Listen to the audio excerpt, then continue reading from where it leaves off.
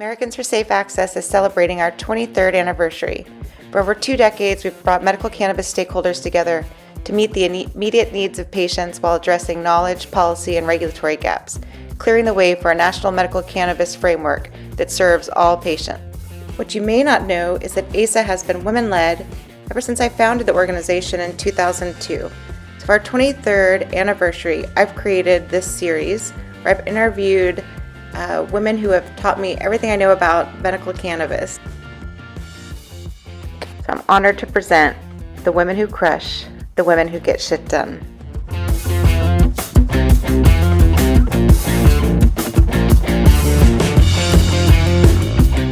My next guest is Dr. Macias, who not only is providing safe access for patients in the District of Columbia, where she's working with the City Council to create safe access for consumption, but she's also taken a leadership role in Women Grow, where she is leveraging resources to help women grow and sustain their businesses.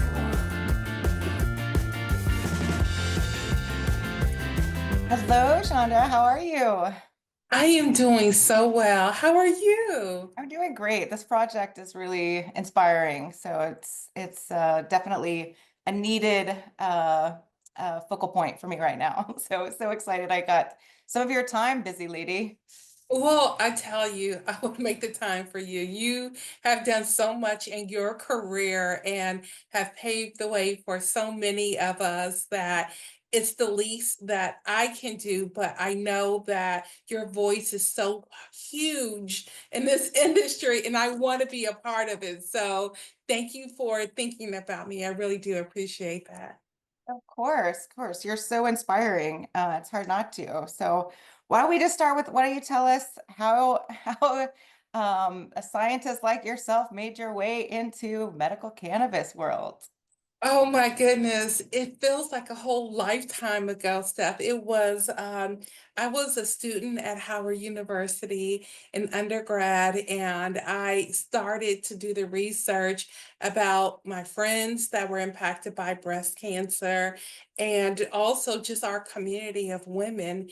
And I started it by studying the BRCA1 gene, breast cancer gene, and in undergrad. And one thing that came to mind when I was studying that was that cannabis was used to treat the symptoms of cancer. And I was so intrigued with my cancer research, I continued on with it for my doctoral dissertation, which studied prostate cancer metastasis to bone. And again, still underlying, issues were that cannabis can really help the symptoms of cancer. So I wanted to research it, and I found out it was illegal to do so. And I was just like, how can it be illegal when so many people are using cannabis as medicine? And that's when I realized all the prohibitions and all the issues surrounding the medicine itself. Amazing. And so so one of the things I've noticed in these interviews is that almost every woman I've interviewed, they've come to cannabis in some different way. And then their approach is to not keep what they've learned to themselves. So, that they're out there actually,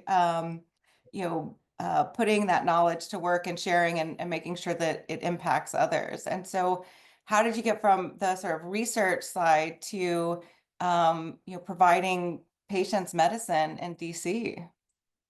Well, I think, Steph, what's important is that I dedicated my life to healthcare and patient care, and I did it in the form of research. Mhm. And when I was told no, I did go into corporate America, develop billion-dollar brands, did wonderful science with students through my NIH grant and NSF grant, and I still kept in the back of my mind that natural medicine was the key. So actually, when I was in Africa, with my Minority International Research Training Grant, where I trained advanced undergrads, graduate students, and medical students, that I focus on natural medicines. And when the opportunity came that I could apply for a medical marijuana dispensary, I did so. And I did so with such passion and excitement that I still have today, because I know I'm making an impact on patients' lives.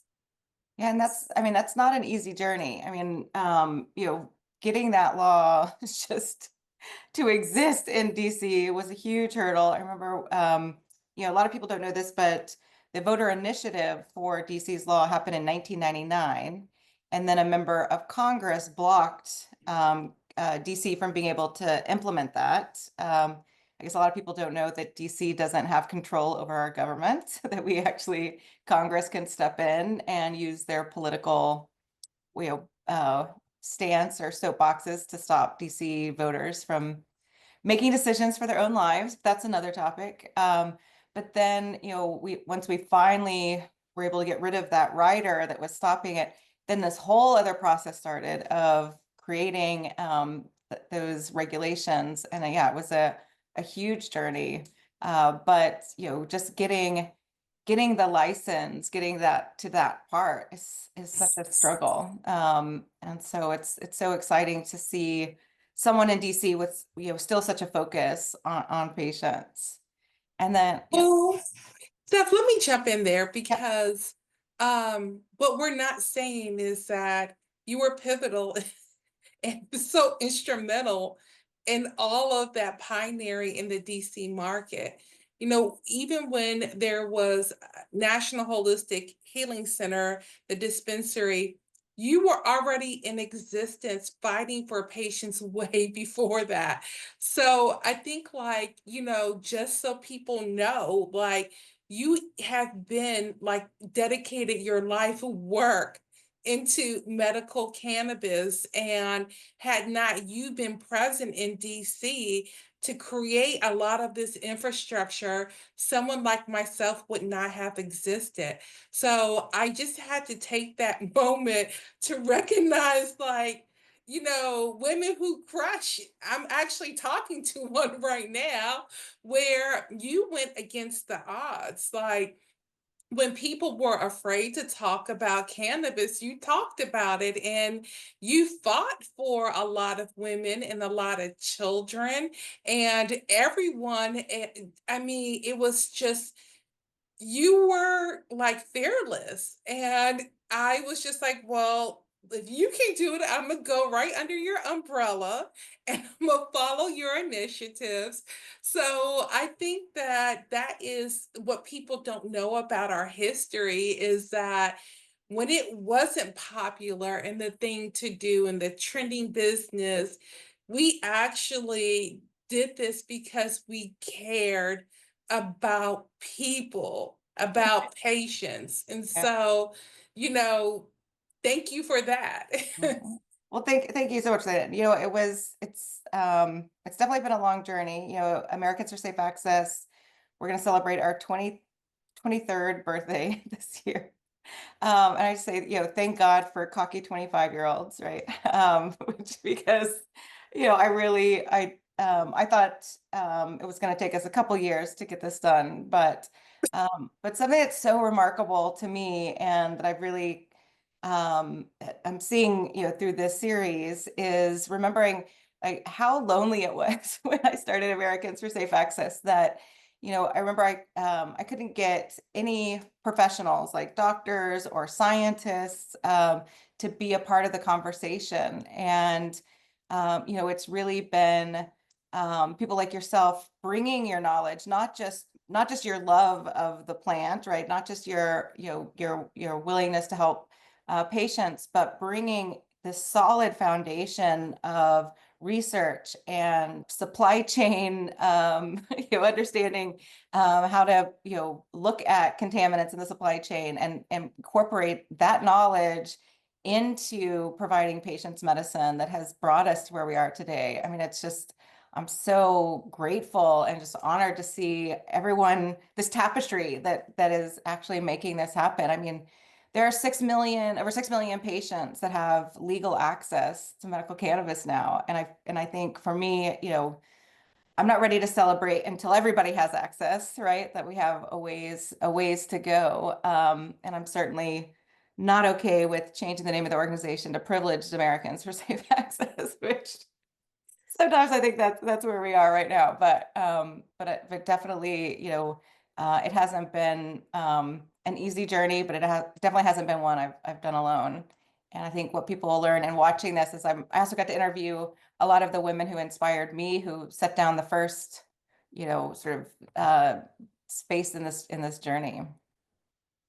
Yeah, it's one thing though, I think the principle that we carry together, cannabis is medicine and should be respected as such. And there is a way to help patients unbelievably with a certain regimen and with guidelines. And I think that, when you get into the technicality of medical versus adult use versus recreational or whatever you want to label it still comes back to the same thing, which is used to help patients feel better, which is a medical use.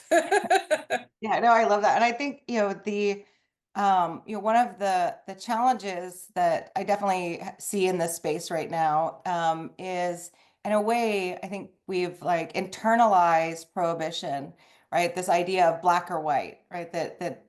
And so the way that everything gets sort of manifest as far as something I would say is a discussion or debate is versus, right? That, one thing that we've done in Americans for Safe Access is that we've made sure that we've never created new crimes when we've developed these programs. We've, in a way, held the door open for adult use programs for these other items. But, the fact that people feel like there can be either or is definitely has been a challenge. Hmm. And I think also that people don't necessarily appreciate though what it means to, and the responsibility to serve a patient population. And I think, if nobody knows who's walking into their retail shop and why to purchase cannabis. And so education is really the only way that we can ensure that those people have a safe journey. So it's pretty exciting. Definitely, definitely. I couldn't support that even more than we just vocalized it. And hoping that in the future we can carry on those narratives that really impact our community. It's going to be pivotal to the long-term success of cannabis. And I know that even your work here, but your work internationally still directs the same thing, which is it's a need globally for medical uses. So, I think a lot of people don't know your global footprint either. I think, yeah, again, and it's not just mine. I've been able to work with a lot of people, but really, we early on I just created a strategic plan, and it's just taken me a lot of places to get there. And hopefully I really see us as entering into Act Two. This is really now that we have, the validation from HHS and FDA that cannabis does in fact have accepted medical use in the United States, that we should now be talking about how we get it to people safely, which I know is a huge part of what you have, not just talked about, but manifested, for patients in DC. So it's part of, this work, and this journey has really been sort of taking these conversations out of the ether and just doing it, right? Just like, okay, let's put this together and make it happen. And so, we were talking earlier before we started the interview that you're now working in DC on consumption lounges and creating safe spaces for patients, which is so important in DC, especially because there's so much federal property. People forget cannabis is still illegal federally, and that, patients can't use their medicine in federal subsidized housing. There's definitely not a place in most DC offices for patients to use. So yeah, I would love to hear a little bit how that's going. Well, it's going. I wish it was going a little bit faster, to provide patients with an alternate place to consume cannabis in a safe environment. It's been tricky because right now we're just waiting for the administration to say, what their call of action will be. And we want to stay compliant because it's for the patient's safety. It's for the patient that we remain in compliant with the governing bodies. So we're holding tight. And once that is decided, then we'll proceed with that. I think it's necessary because public housing is not authorized for cannabis use because right now we're still Schedule 1 and it's considered a hardcore drug. Now, in light of rescheduling or descheduling, then that will change the parameters on the housing issue, especially for low income.